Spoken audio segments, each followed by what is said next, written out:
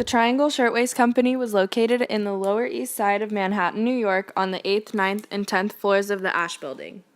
The employees were young immigrant women, most of which were teenagers who did not speak English. The factory was a true sweatshop with cramped spaces and employees working 12-hour days 6 days a week. On Saturday, March 25, 1911, flames erupted from a wastebasket on the cutter's area on the 8th floor. The workers attempted to put out the fire with pails of water, but it continued to spread to other waste bins. Soon the flames caught on to the paper patterns hanging from the ceiling, and the fire spread so fast that it completely burned the whole factory in only 30 minutes.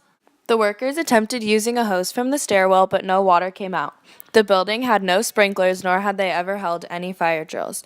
They rushed to the doors to escape, but they opened inward and required a key to open, which prevented many people from getting out. One supervisor phoned to the 10th floor where the two owners of the factory were working to warn them, and they took freight elevators onto the roof where they waited until the fire was over. The worker on the 10th floor who had answered the call never hung up the phone, which prevented them from being able to warn anyone on the 9th floor. It wasn't until they saw the flames rising up the air shaft that they realized they were in danger. They tried to escape through the usual exit, but the door was locked. Some managed their way down in the two freight elevators, but they soon stopped working due to the excessive weight of the large quantity of people. Some workers climbed out of windows in an attempt to be rescued by fire trucks, but their ladders only stretched to the 6th floor. Because of this, many people decided to jump off the building rather than dying in the flames. In total, 145 people died, and the Triangle Shirtwaist Factory fire is recognized as one of the most famous incidents in the history of the American industrial age. This is mostly because these deaths were largely preventable, since most of them were a result of the lack of safety features. One good thing did come out of this tragedy, which was that it did draw a lot of attention to the poor conditions in sweatshops and helped develop a drastic change in the regulations of not only factories but many other public buildings as well. Many people believe that the effects of the Triangle Shirtwaist Factory fire were seen most prevalently through women's rights, but the incident had the largest impact on workers' rights, workplace safety, and fire codes during the Progressive Era. To help set up the effects of the tragic Triangle Shirtwaist fire, here is a clip of Surf Maltese sharing memories of his grandmother and two aunts, victims of the fire. But as a result of the Triangle fire, and it was a direct result because within a relatively few years, there were 32 statutes enacted in New York State that ameliorated or improved working conditions.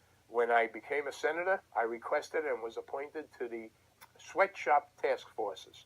We went to sweatshops, we in effect raided them because we didn't give them any prior notice, and we found the very same conditions prevailing.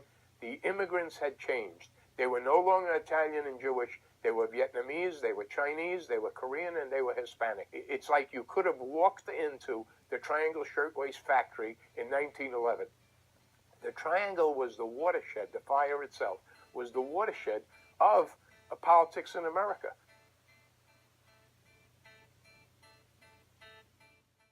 It was watching those women and children, some of them actually holding hands as they jumped from the building from the 9th floor, knowing they were going to die but preferring not to burn, that led to the creation of workplace safety laws, said Mark Oldham.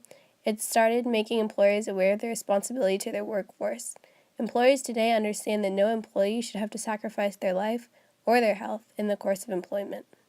Previously, fire codes generally focused more on the concerns of conflagrations or burned down major parts of large cities, such as the Great Chicago Fire in 1871 and the fire that came after the 1906 San Francisco earthquake, which destroyed more than 10,000 buildings in each city.